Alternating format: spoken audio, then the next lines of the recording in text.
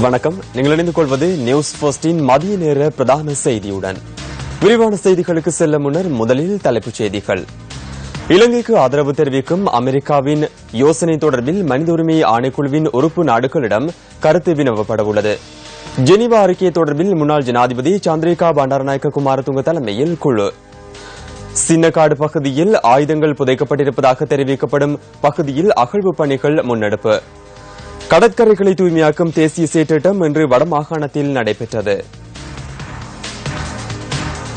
இனி விரிவான செய்திகள். இலங்கைக்கு ஆதரவு தெரிவிக்கும் அமெரிக்காவின் யோசனை தொடர்பில் ஐநா மனித உரிமை ஆணைக்குழுவின் உறுப்பு நாடுகளிடையில் கருத்து வினவப்பட்டது. தற்போது ஜெனீவாவில் நடைபெற்று வரும் மனித உரிமை ஆணைக்குழுவின் அமர்வுகளில் பங்கு பற்றியுள்ள பிரதிநிதிகளிடம் அந்த யோசனை அடங்கிய பிரதிகள் பகிர்ந்தளிக்கப்பட்டுள்ளதாக தகவல்கள் தெரிவிக்கின்றன. இலங்கை அதிகாரிகள் ஜெனீவாவில் ராஜதந்திர நடவடிக்கையில் ஈடுபட்டுள்ளதாக பிரதி வெளிவிவகார அமைச்சர் ஹர்ஷடி சில்வா தெரிவித்தார். இலங்கை தொடர்பான ஜெனீவாவின் அறிக்கையை ஆய்வுக்குட்படுத்துவதற்கு முன்னாள் ஜனாதிபதி சந்திரிகா பண்டாரநாயக்க குமாரதுங்கவின் பங்கு பெற்றுதலுடன் உபகுழு ஒன்றை ஸ்தாபிப்பதற்கு ஸ்ரீலங்கா சுதந்திர கட்சி நடவடிக்கை எடுத்துள்ளது. நிமல் சிறிபாலடி சில்வா, அனுர பிரியதர்ஷன யாப்பா, ஃபைசர் முஸ்தபா, துமிந்த திசாநாயக்க, சுசில் பிரேமஜயந்த, லால் குணசேகர மற்றும் அதாவது செனவிரத்ன ஆகியோரும் இந்த உபகுழுவில் உறுப்பினர்களாக நியமிக்கப்பட்டுள்ளனர். இந்த குழு நாளை கூட உள்ளதாக ஸ்ரீலங்கா சுதந்திர கட்சியின் பொதுச் செயலாளர் துமிந்த திசாநாயக்க தெரிவித்தார். ஸ்ரீலங்கா சுதந்திர கட்சியின் மத்திய செயற்குழுவினால் உபகுழு நியமிக்கப்பட்டுள்ளது. ஜெனீவா அறிக்கை தொடர்பில் கண்காணித்து கட்சிக்கு அறிக்கை சமர்ப்பிப்பதற்காக இந்த குழு நியமிக்கப்பட்டுள்ளது. இது மிகவும் நீண்ட அறிக்கையாகும். இதன் காரணமாக கட்சியின் மத்திய செயற்குழு உபகுழுவை நியமித்துள்ளது. நாளை கூட்டம் இடம்பெறவுள்ளது. அரசியல்வாதிகளிடம் மாத்திரமன்றி சட்ட வல்லுநர்களின் ஆலோசனைகளையும் பெற்று அறிக்கையை தயாரிக்க உள்ளோம். சர்வதேச கரையோர பாதுகாப்பு வாரத்தை முன்னிட்டு கடற்கரைகளை தூய்மையாக்கும் தேசிய செயற்திட்டம் இன்று வடமாகாணத்தில் முன்னெடுக்கப்பட்டது. கடல் சுற்றுச்சூழல் பாதுகாப்பு அதிகார சபையின் ஏற்பாட்டில் இந்த நிகழ்வு இடம்பெற்று வருகின்றது. இலங்கைக்கு சிறந்த கடற்கரை என்ற துணைப்பொருளின் கீழ் கடற்கரையை தூய்மையாக்குதல் மற்றும் விழிப்புணர்வு நடவடிக்கை முன்னெடுக்கப்படுகின்றது. சர்வதேச கரையோர பாதுகாப்பு வாரத்தை முன்னிட்டு யாழ் பண்ணை கடற்கரை இன்று சுத்தப்படுத்தப்பட்டது.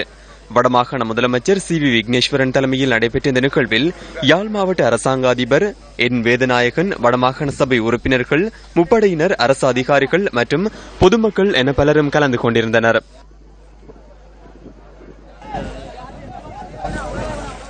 இதேவேளை கிளிநொச்சி, கண்டாவளை மற்றும் பூநகரி பிரதேச செயலாளர் பிரிவுகளில் கடற்கரைகளை தூய்மையாக்கும் செயற்திட்டம் முன்னெடுக்கப்பட்டது. கிளிநொச்சி மாவட்ட அரசாங்க அதிபர் சுந்தரம் அருமைநாயகம் தலைமையில் பூநகரி, பள்ளிக்குடா கடற்கரை மற்றும் கண்டாவளை ஆனையுறவு கடற்கரை ஆகிய பகுதிகள் சுத்தப்படுத்தப்பட்டன. கடற்கரை தூய்மைப்படுத்தல் செயற்திட்டத்தில் அரசு அதிகாரிகள், பொதுமக்கள் என பலரும் கலந்து கொண்டிருந்தனர்.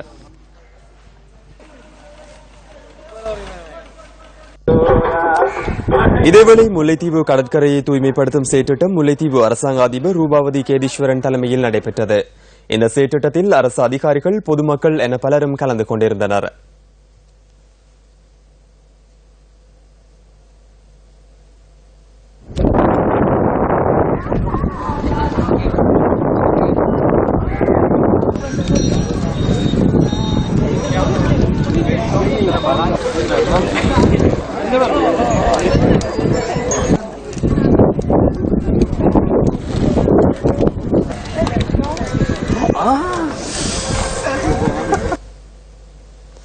சர்வதேச அமைதி தினம் இன்று அனுஷ்டிக்கப்படுகின்றது.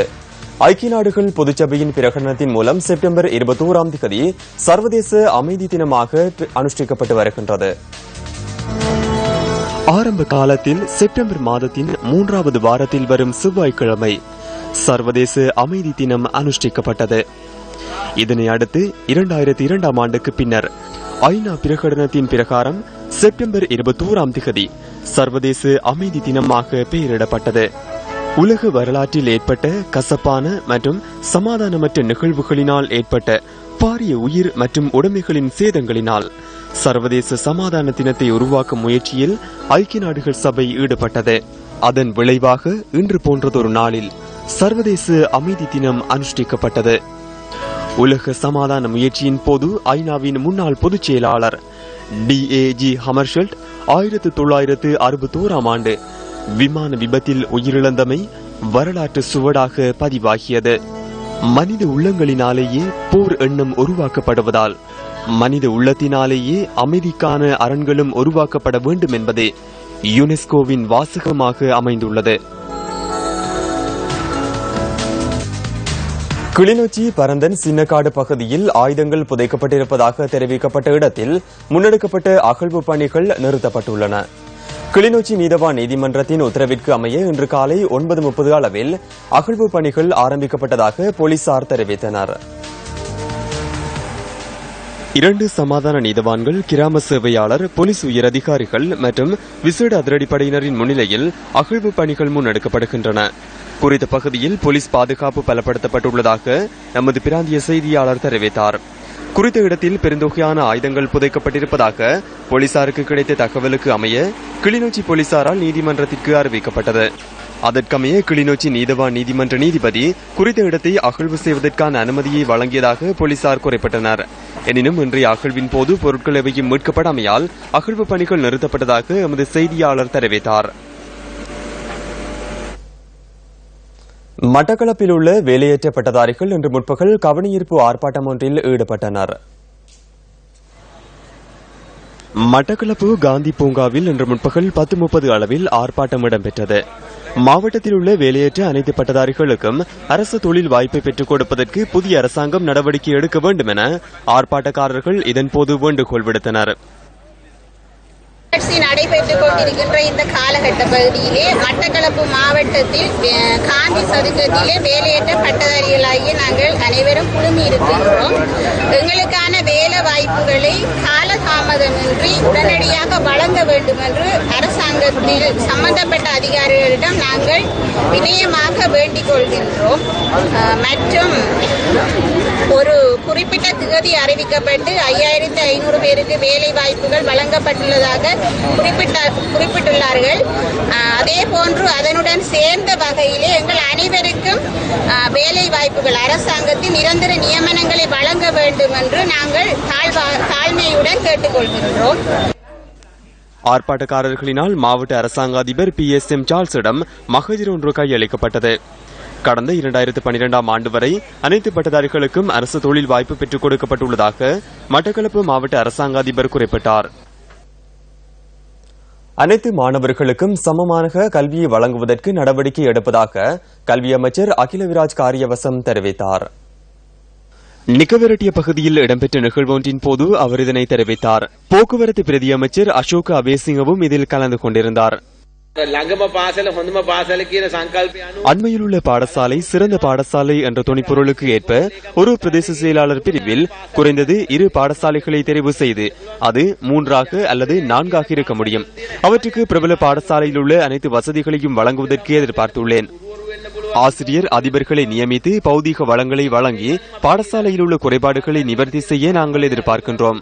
அனைவருக்கும் நியாயம் கிடைக்கும் வகையில் அனைத்து பாடசாலைகளையும் முன்னேற்றி ஆசிரியர்களுக்கு பயிற்சி அளித்து பெறுபர்களை அதிகரிப்பதற்கான நடவடிக்கையை மேற்கொள்ள உள்ளோம். 5 வருடங்கள் இருக்கின்றன. எனினும் 2-3 வருடங்களில் உங்களால் இந்த பிரதிபலன்களை அறிய முடியும். புத்தளம் கந்ததொடுவாய் பகுதியில் சட்டவிரோத மதுபான தயாரிப்பில் ஈடுபட்ட ஒருவர் கைது செய்யப்பட்டுள்ளார். முந்தல் போலீசார் நேற்று மாலை முன்னெடுத்த சுற்றி வளைப்பை அடுத்து சந்தேக நபர் கைது செய்யப்பட்டுள்ளார்.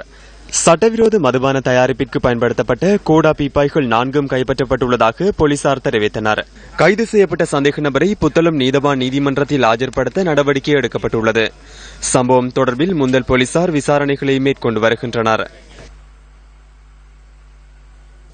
இத்துடன் நியூஸ் போஸ்டின் மதிய நேர பிரதான செய்தி நிறைவு பெறுகின்றது. மீண்டும் சந்திக்கலாம் நியூஸ் போஸ்டின் 2:25 மணித்தியால செய்தியில். வணக்கம்.